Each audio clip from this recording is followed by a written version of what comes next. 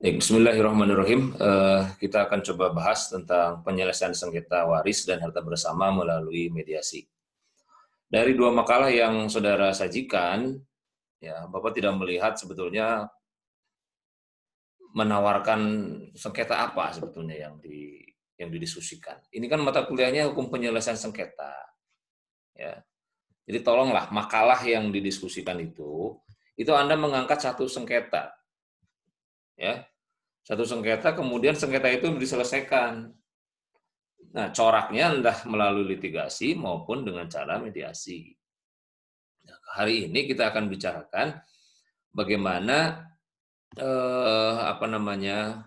penyelesaian sengketa waris dan harta bersama itu dengan cara mediasi, Jadi diharapkan Anda baca sengketanya. Saya kira ini sudah disampaikan sejak awal ya. Jadi kalau kita mendiskusikan hukum penyelesaian sengketa, sengketanya sebut. Ini sengketa waris itu apa saja yang disengketakan dalam masyarakat Muslim kita ini. Pak Haji sebagai orang lapangan mestinya banyak tahu dong mengutarakan ini loh sengketa waris itu variasinya sekitar ini, itu, ini, pembagiannya apa yang diperebutkan. Ya, kan banyak itu. Nah, jadi makalahnya nggak monoton gitu, jadi menantang untuk diskusi. Ya. Kalau makalahnya hanya menjelaskan apa pengertian waris, asas-asas waris, itu mah dibaca we. Yang mau kita diskusikan kalau ada sengketa dalam hal waris itu penyelesaiannya seperti apa? Gitu. Nah, ini yang mau kita bahas. Ya, mau kita bahas. Nah, kita bisa lihat misalnya dalam slide yang ada di situ, ya, tentang sengketa waris ya. Jadi hukum waris di kita ini setelah Undang-Undang 3 2006 itu diselesaikan di pengadilan. Tapi sebelum ke pengadilan jelas akan ada mediasi, baik mediasinya di pengadilan maupun mediasinya di luar pengadilan. Ya. Nah, kita lihat dulu secara ilmu lah ya. Perbandingan hukum waris pra-Islam dan pasca Islam atau dalam Islam. Laki-laki lebih tinggi dari kaum perempuan. Ya. Itu sebelum Islam atau masa-masa jahiliyah. Kemudian hukum waris yang pasti itu ada di surat An-Nisa ayat 11, 12 dan 176. Ya. Mengedepankan garis keturunan laki-laki dan dalam memperoleh hak waris, sementara dalam Islam perempuan juga memiliki hak waris. Ya. Menjadikan hak waris anak perempuan serta anak yang belum dewasa, yang itu tidak ada. Sementara dalam Islam anak-anak yang belum dewasa memiliki hak waris. Kemudian jika hanya punya anak perempuan saja, lebih diprioritaskan wasiat kepada saudara laki-lakinya. Nah, ini betapa kurang pentingnya kedudukan perempuan di zaman itu, sehingga nggak dapat. Anak angkat bukan anak kandung. Ya, jadi kalau nggak punya anak angkat, maka tidak disamakan dengan anak kandung. Itu bagaimana perolehannya itu kalau nggak punya anak? Dia dapat waris apa enggak tuh?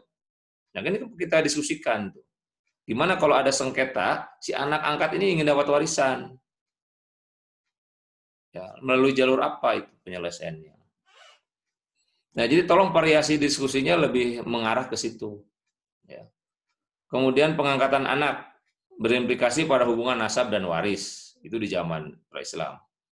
Kemudian muncullah aturan tentang hijab, ya, atau sebuah kedudukan ahli waris yang menghalangi ahli waris. Ya. Jadi terhijab. Kemudian memperbolehkan seseorang untuk mewariskan salah satu istri atau ibu tiri kepada anaknya itu dulu. Ya, tetapi dalam Islam muncul ketentuan tentang dawil furud.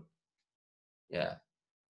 Dan zawil korobat, ya. Yang terakhir, hak waris itu diberikan kepada seorang atas dasar sumpah setia. Kadang-kadang juga begitu, karena dia sudah loyal itu juga diberikan waris. Ya. Nah, dalam Islam kemudian muncullah aturan asobah. Ya, aturan asobah. Nah, itu tentang sekilas ya, tentang bagaimana hukum kewarisan di dalam perjalanan waktu, ya, dalam perjalanan waktu. Nah, di Indonesia karena ada 3 sistem hukum waris, hukum adat, waris KUHP, dan waris Islam. Nah, maka sebelum Undang-Undang 3 2006 tentang peradilan agama dirubah yang kedua, itu masih ada pilihan hukum. Setelah undang-undang itu dibuat, ya maka tidak ada lagi pilihan hukum, ya, pilihan hukum. Nah, sekarang kita lihat ini penyelesaian sengketa waris ini kayak apa nih? Jenis sengketanya banyak sebetulnya, cuma yang dilematis dan problematis itu 3. Ya. Gimana penyelesaian sengketa kewarisan beda agama misalnya? Kita coba diskusikan. Ini di makalah nggak kelihatan ini makalah ini. Dua-duanya nggak kelihatan, nggak ngomongin soal sengketanya ini, dua-duanya. Yang dibicarakan adalah pengertian dasar hukum, yang gitu-gitu nggak usah disampaikan lah. Ini yang untuk yang ke depan jangan begitulah. Ya, ini makalahnya jangan makalah kayak satu. Ya, jadi Anda mengulas tentang bagaimana jenis sengketa. Ya, jenis sengketa kewarisan yang ada atau yang terjadi selama ini. Ya, jenis sengketanya. Nah, jadi apa namanya, ketentuan tentang waris beda agama ini, ya, itu apa namanya, terjadi di dalam masyarakat, ya, terjadi dalam masyarakat. Nah, cuma problemnya adalah ada kalanya pewarisnya Islam, kemudian ahli warisnya non Muslim, atau ada kalanya pewarisnya non Muslim, ahli warisnya Islam. Ya. Nah, secara prinsip la yarisul muslima al kafiro, nggak boleh itu mewarisi antara seorang Muslim dan seorang kafir. Ya. Kemudian seorang anak juga tidak bisa menghalangi, ya, bukan tidak bisa menghalangi, bisa saja menghalangi ahli waris yang lain kalau dia dalam keadaan apa namanya, beda agama atau murtad, ya. Nah, ini ada suatu keputusan pengadilan. Nah, ini kita bahas. Ini kasus sengketanya. Cuma mau dibahas di pengadilan atau dengan mediasi, tapi kita munculkan sengketanya dulu. Ya, sengketanya dulu. Jadi ini dilematisnya. Pertama, menurut normanya nggak boleh saling mewarisi. Ya, saling mewarisi. Jadi persinggungan soal kewarisan beda agama itu telah menjadi problematik, ya, dan perlu direspon sehingga ada kepastian, ya. Sekalipun sudah ada wasiat wajibah, ya, tapi dalam penerapannya mengalami perluasan sehingga melampaui ketentuan ada di pasal berapa itu? Pasal 209 Kompilasi Hukum Islam, ya. Nah, secara normatif kompilasi memang menganut asas kesamaan agama, itu penting tuh. Ya, antara pewaris dan ahli waris. Ya. Pasal 171 huruf B dan huruf C dalam kompilasi itu mengatakan bahwa pewaris adalah orang yang pada saat meninggal atau yang dinyatakan meninggal yaitu beragama Islam. Jadi pewarisnya beragama Islam. Boleh karena satu agama dengan ahli warisnya, itu berhak si ahli warisnya memperoleh harta waris. Ya. Meninggalkan ahli waris dan harta peninggalan. Ya. Sedangkan ahli warisnya itu bisa jadi orang yang pada saat meninggal dunia, dia punya hubungan darah, ya, seperti anak dengan orang tua, atau hubungan perkawinan, suami atau istri dengan pewaris. Ya. Apakah kemudian dia itu beragama Islam dan tidak terhalang karena hukum untuk menjadi ahli waris? Ya, itu ketentuannya. Itu dikuatkan nanti Anda baca putusan Fatwa MUI nomor 5 tahun 2005 bahwa kewarisan beda agama, ya, itu hukum waris Islam tidak memberikan hak saling mewarisi antara orang-orang yang berbeda agama. Ya, berbeda agama. Kemudian pemberian harta antara orang yang berbeda agama hanya dilakukan dengan bentuk hibah, wasiat atau hadiah. Nah, itu yang dilakukan dengan cara seperti itu. Nah, tetapi hak untuk mewarisinya itu tidak ada. Ya, ini didasarkan juga dalam hadis yang diriwayatkan oleh Imam Bukhari dan Muslim bahwa la yarisul muslim al kafiro walal la yarisul kafirul muslima walal muslima al kafiro. Itu dari hadis diriwayat Bukhari dan Muslim. Ya.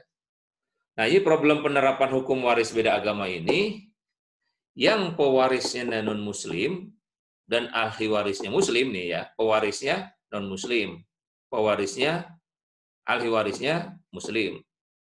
Ya. Ini ada, Anda silakan baca sesuai dengan di slide, putusan Pengadilan Agama Tebing Tinggi nomor 9 2008. Nah, tetapi putusan ini menurut saya membingungkan. Putusan ini. Jadi dalam putusan itu mengatakan bahwa ahli waris yang beragama Islam, meskipun si pewarisnya non-muslim, sebagai ahli waris dari pewaris yang beragama Kristen. Karena dia sebelumnya beragama Islam, karena murtad. Ya. Apa dasar pertimbangannya? Ini pertimbangannya juga menurut saya inkonsisten ya. Jadi Majelis Hakim berpendapat bahwa sistem kewarisan Islam itu menganut sistem kekerabatan. Ya. Sistem kekerabatan. Baik secara nasabiah maupun secara hukmiah. Ya. Jadi ada sistem kekerabatan baik secara nasabiah maupun hukmiah. Nah, di sini sistem kekerabatan ini menurut Majelis Hakim itu lebih utama. Ya. Kalau disandingkan dengan perbedaan agama. Jadi perbedaan agama itu di bawahnya dibanding dengan kekerabatan. Menurut saya ini nggak tepat menurut saya. Ya. Karena innamal mu'minuna ikhwatun. Jadi karena seagama itulah yang menjadikan kita ini bersaudara. Anda dengan saya bersaudara. Karena seagama.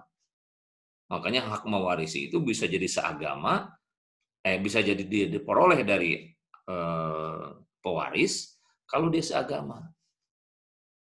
Ayatnya diperkuat dengan itu, innamal mu'minuna ikhwatun. Kalau tidak seagama, maka putus itu hubungan ikhwahnya itu, hubungan persaudaranya.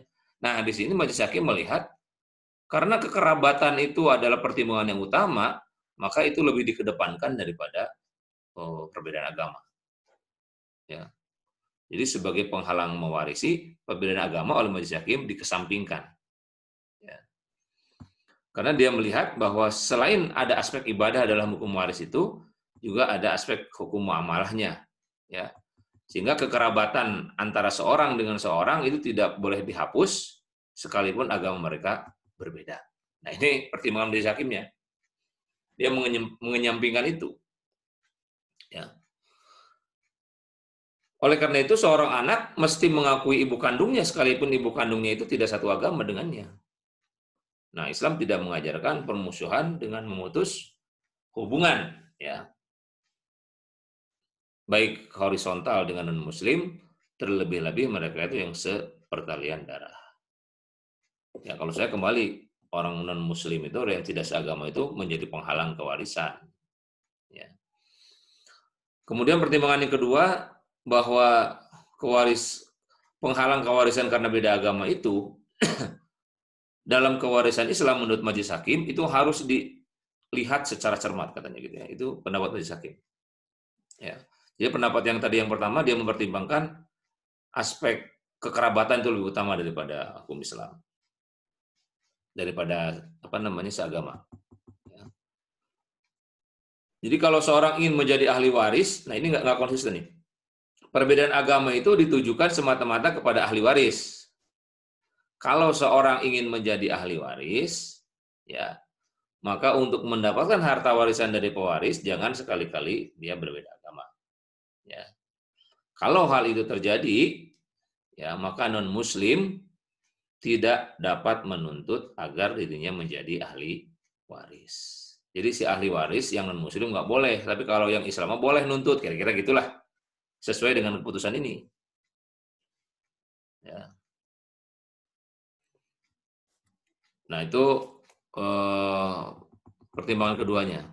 Pertimbangan yang ketiga, ya, kalau pewaris yang kemudian memeluk dan meninggal dunia dalam agama Islam, ya, jadi pewaris, dia tadinya non-muslim, kemudian masuk Islam, lalu dia meninggal dunia sementara kerabatnya tetap non-muslim, maka si non-muslim itu tidak dapat menuntut warisan yang berikutnya, sama seperti yang tadi. Pertimbangan yang keempat, sebaliknya, jika si pewarisnya murtad, ya, itu keluar dari Islam, dan kemudian meninggal dunia dalam keadaan non-muslim, sementara kerabatnya tetap memeluk agama Islam, maka kerabat muslim itu dapat menjadi ahli waris, ya, dan menuntut pembagian harta warisan dari pewaris itu. Ya. Nah, sistem kewarisan seperti ini, menurut pendapat majelis hakim disebut dengan sistem kekerabatan. Nah, itu tuh pertimbangannya. Jadi, yang beda agama pun akhirnya menurut keputusan majelis hakim ini, itu diterima. Oke ya. Silakan dianalisis. Nah, itu penyelesaian sengketa dengan cara litigasi. Nah, sekarang kalau dengan cara mediasi, penyelesaiannya nanti kita bicarakan di belakang ya. Tekniknya bagaimana? Ada para pihak mengatakan seperti itu. Kemudian yang kedua, soal kewarisan anak luar nikah. Ya, ini wacana anak luar nikah ini menjadi hangat ya ketika putusan Mahkamah Konstitusi ya. Mahkamah Konstitusi yang itu nomor 46 ya, nomor 46 tahun 2010 ya. Di mana dia majelis hakim menafsirkan bahwa pasal di 43 ayat 1 Undang-Undang 74 itu ya, awalnya kan berbunyinya begini, anak yang lahir di luar perkawinan, ini luar perkawinan. Coba Anda cermati luar perkawinan itu gimana itu? Luar perkawinan hanya mempunyai hubungan perdata dengan ibunya dan keluarga ibunya. Lalu putusan MK memberi tafsir kepada pasal itu. Anak yang lahir di luar perkawinan mempunyai hubungan perdata dengan ibunya dan keluarga ibunya, ya, serta dengan laki-laki sebagai ayahnya yang dapat dibuktikan berdasarkan iptek, ya, atau alat bukti lainnya. Menurut alat bukti lainnya, ya. Nah ini setelah alat bukti lain itu bahwa dia memiliki hubungan darah, termasuk hubungan perdata dengan keluarga ayahnya. Nah, jadi poin utama di dalam masalah ini yaitu berkisar pada bagaimana hubungan kewarisan antara seorang anak yang dilahirkan di luar perkawinan dengan seorang laki-laki yang menjadi ayah biologisnya pasca putusan itu. Ya. Pasca putusan itu. Ketentuan pasal 43 ayat 1 itu sebelum putusan MK, ya, itu dalam wacana fikih kontemporer dipandang relevan karena dalam teori tentang nasab yang dikemukakan oleh para fuqaha, ya, nasab seseorang itu ditentukan berdasarkan status perkawinan kedua orang tua. Ya. Kalau status perkawinan kedua orang tuanya sah, maka anak yang lahir sebagai akibat dari perkawinan tersebut juga dapat dinasabkan kepada bapaknya. Dan konsekuensinya dia dapat waris, ya. Dia berhak untuk jadi wali, ya. Jadi bisa dinasabkan dengan ke bapaknya. Sebaliknya, kalau status perkawinannya tidak sah, maka ia hanya dinasabkan kepada ibunya. Ya, ini sebelum itu mau gimana itu? Berarti dia nggak boleh dong nggak memperoleh hak waris tuh dari bapaknya, karena dia hanya memiliki keberdataan dengan ibunya. Nah, coba kan itu suatu diskusi yang sangat menarik menurut saya. Diangkat jadi tesis pun menarik tuh sebetulnya.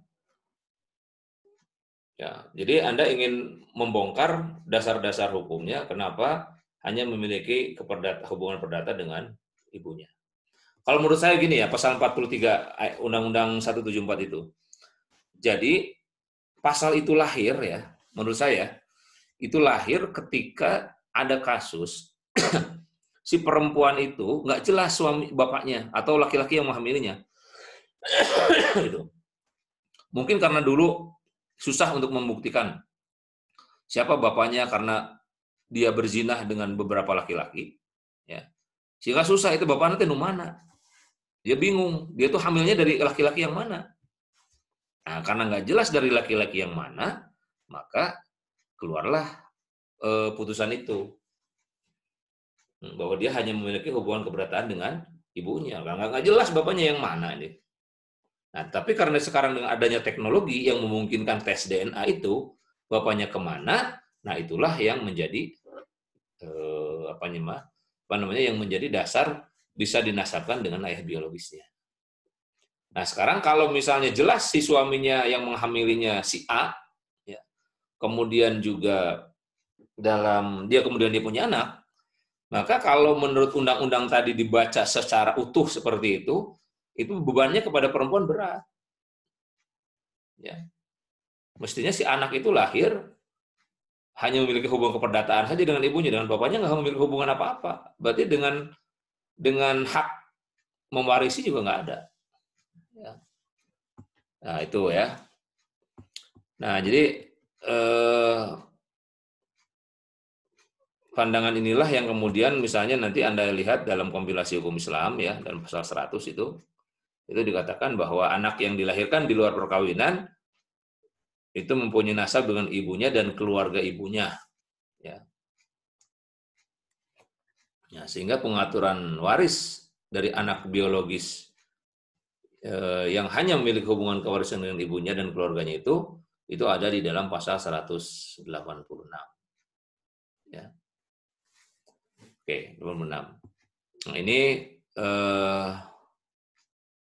apa namanya kontekstualisasi dari keputusan Mahkamah Konstitusi ini sangat beralasan mengingat dalam salah satu pertimbangannya kan gitu ya, itu disebutkan di situ begini. Akibat adanya hubungan keperdataan antara anak dengan ayah kan gitu ya, yang dilahirkan di luar perkawinan ya, memiliki akibat hukum lahirnya hak dan kewajiban menurut hukum antara kedua belah pihak secara timbal balik. Ya. Nah, tetapi sejauh ini ya putusan-putusan yang terkait dengan anak di luar nikah ini itu belum ada ya, belum ada. Kalaupun ada, ya maka penyelesaiannya. Nah ini saya tekankan kata-kata penyelesaiannya. Kalau ada kasus soal beda agama, anak yang di luar nikah, maka penyelesaiannya di pengadilan itu dinyatakan tidak diterima perkaranya karena berbagai alasan ya. Saya nggak usah jelaskan untuk perkara jenis apa yang semua perkara itu DNO ya, atau ditolak karena memang tidak terbukti. Ya, tidak terbukti. Yang terakhir adalah ahli waris pengganti. Ya. Ahli waris pengganti. Itu ada di dalam pasal 185. Ya. Jadi sejak kemunculan KHI itu, ya, pasal mengenai ahli waris pengganti ini perdebatannya nggak pernah selesai. Jadi terbelah. Ya, secara garis besar mengatakan begini. Pertama, ahli waris pengganti itu sebuah institusi atau lembaga yang tidak jelas dasar hukumnya. Di mana ujung-ujung ada ahli waris pengganti? Ya. Itu satu. Karena ahli warisnya meninggal duluan gitu ya. Ahli warisnya meninggal duluan daripada pewaris. Nah, pendapat yang mengatakan yang pertama nggak perlu, ya karena nggak jelas dasar hukumnya dari mana. Ya. Kemudian pendapat yang kedua, bahwa ketentuan ahli waris pengganti ini itu apa namanya, bahwa sebagai sebuah lembaga untuk melindungi melindungi hak-hak ahli waris yang telah ditinggal oleh pewarisnya, oleh ahli warisnya ya, terlebih dahulu. Nah, itu dua tema tentang itu ya. Dua tema tentang ahli waris pengganti ya yang terjadi selama ini. Di situ ada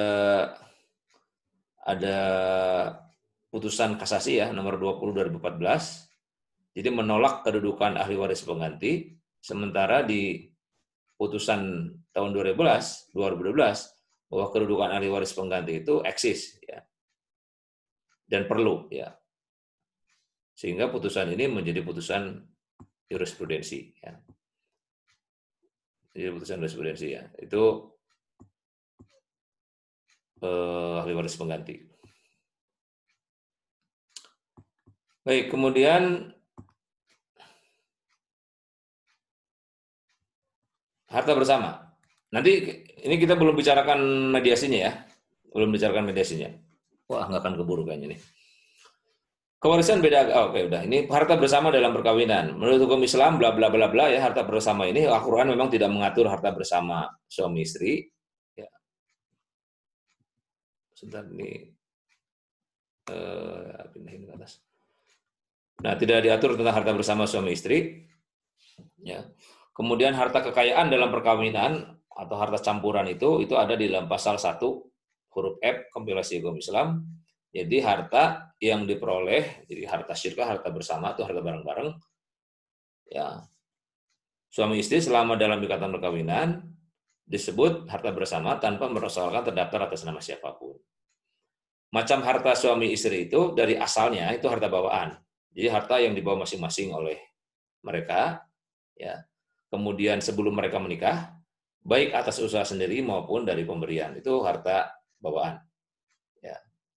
Kemudian harta yang diperoleh selama pernikahan tidak atas usaha bersama atau sendiri, namun dari warisan, wasiat atau hibah untuk masing-masing. Itu harta yang diperoleh selama pernikahan tidak atas usaha sendiri. Kemudian harta pencarian, harta yang diperoleh selama mereka menikah atas usaha mereka berdua atau salah satu dari mereka. Kemudian dari sudut penggunaannya untuk pembiayaan rumah tangga, keluarga dan pendidikan, ya, ini harta kekayaan disebut juga harta bersama ya. Dari sudut hubungan harta dengan perorangan dalam masyarakat, maka bisa dilihat harta milik bersama suami dan istri, harta milik seseorang tapi terikat pada keluarga.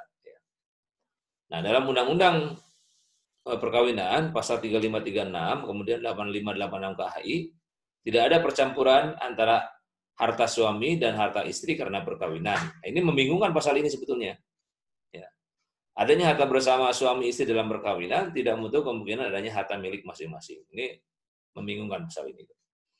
Tidak ada percampuran antara harta suami dan harta istri karena perkawinan. Mungkin yang dimaksud adalah harta masing-masing, ya. Nah, ini harus dijelaskan. Harta masing-masing itu harta bawaan, ya, itu tidak ada percampuran, ya.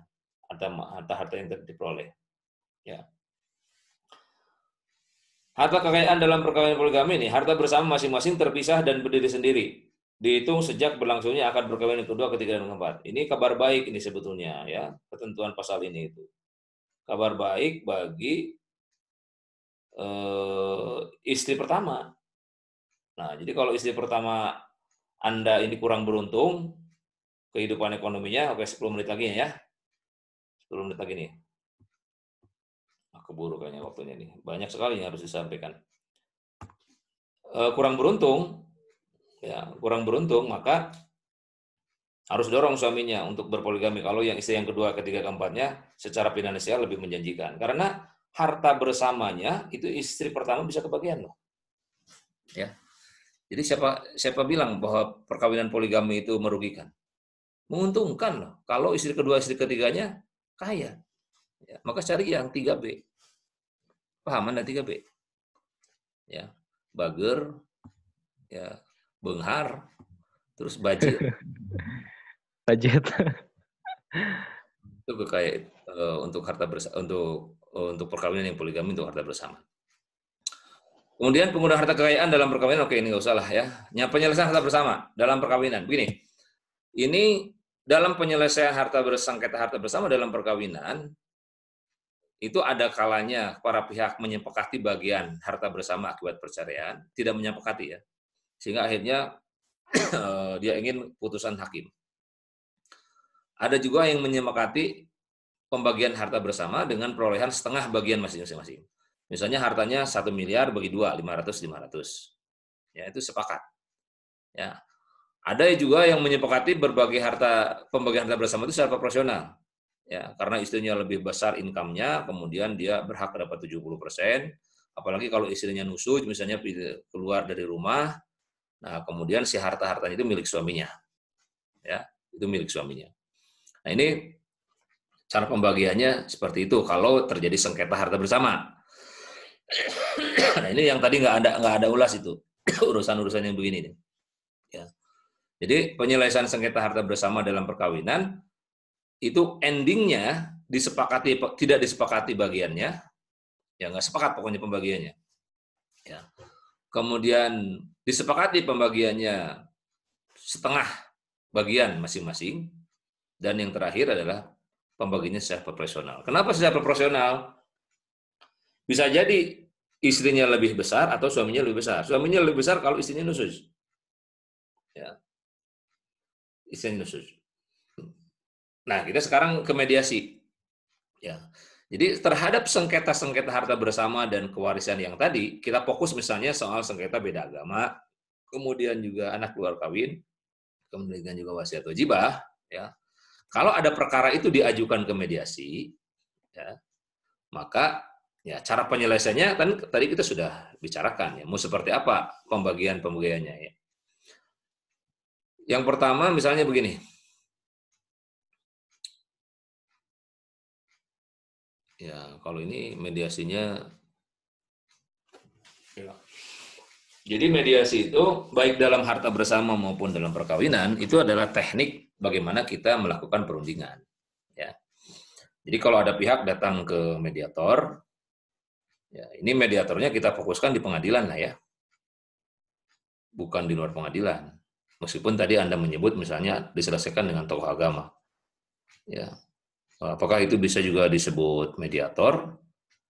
Ya bisa saja disebut mediator, tapi mediasinya di luar pengadilan kan, bukan di dalam pengadilan. Yang diatur oleh peraturan Mahkamah Agung itu mediasi yang di dalam pengadilan. Ya. Nah, boleh saja dilihat bagaimana dinamika penyelesaian sengketa waris di dalam keluarga Muslim itu di masyarakat yang menggunakan tokoh-tokoh agama. Ya. Tapi karena sekarang keterbatasan sumber ekonomi, ya, jadi mungkin yang diwariskan bukan hanya harta, bukan hanya tanah, tapi juga mungkin adalah aset-aset yang lain. Ya, aset-aset yang lain. Baik, nah jadi tekniknya yang pertama adalah menggunakan perundingan. Runding itu nego lah, berunding itu. Apa itu nego? Negosiasi itu adalah melakukan proses tawar-menawar antara satu pihak dan pihak yang lain. Itu berunding. Ya, berunding. Kayak Anda jual beli lah. Ya, yang satu mau beli baju harganya 300.000 di pasar baru. Ya, kan di situ ada atau jual beli tanah atau jual beli mobil lah ya. Harganya 300.000, harganya 300 juta. Kemudian dirunding, si pembeli nawar jadi 290. Si penjual hanya nawar 298. Turunnya hanya 2 juta. Nah, proses perundingan ini itu nanti mensyaratkan banyak hal dalam proses mediasi ini. Jadi prinsip dari mediasi ini adalah yang pertama berunding. Tapi berundingnya harus disertai dengan itikat baik. Apa itu itikat baik? Itikat untuk menyelesaikan perkara ini secara tuntas. Baik perkara kewarisan yang beda agama, wasiat wajibah, atau juga perkara tentang satu lagi tadi apa tadi?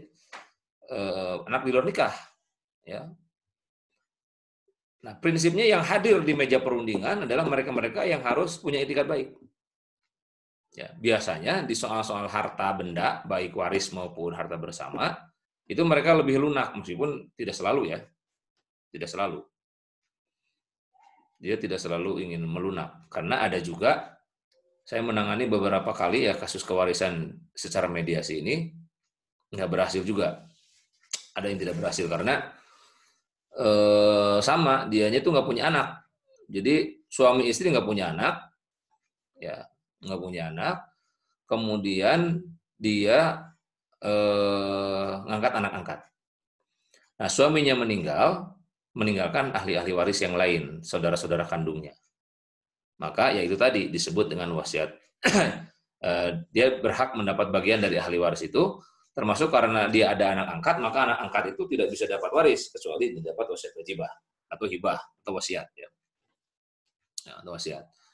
Nah, rupanya si keluarga suami ini nggak meridoi kalau pembagiannya sesuai dengan hukum Islam.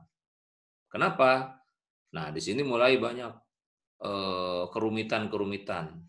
Ya, kerumitan-kerumitan yang pertama adalah bagaimana si keluarga sepihak suami ini menuntut karena si mantan istrinya atau mantan istri kakaknya itu dia sudah diberangkatkan haji dari harta yang dimiliki oleh suaminya.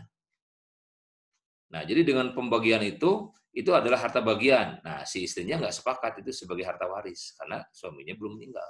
Waktu itu lagi sakit. Nah, itulah banyak kerumitan-kerumitannya. Ada lagi di soal harta bersama misalnya, suami istri PNS dua-duanya misalnya ya, hartanya ada 5 objek harta bersama, rumahnya ada 3, kemudian kendaraannya 2. 1 rumah yang ditinggali, 2 rumah yang dikontrakkan, yang ketiga tanah, itu 3 aset. Kemudian 2 mobil.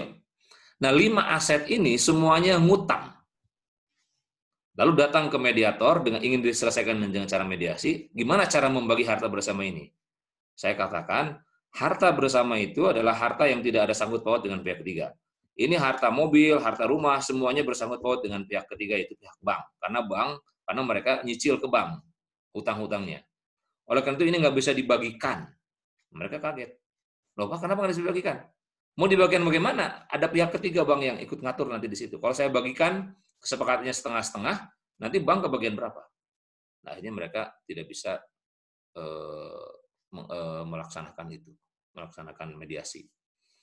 Ya, maju ke pengadilan pun mereka nggak akan dapat bagian, ya kecuali dijual dengan cara murah, dihitung ternyata asetnya ada 2 miliar. Ya, siapa yang sanggup untuk membayar ke banknya, baru dibagikan. Nah, itu yang benar menurut hukum. Jadi tidak selalu harta bersama itu harta yang mudah untuk dibagikan, ya, harta yang mudah untuk dibagikan. Karena ada pihak ketiga yang berurusan nggak dengan itu.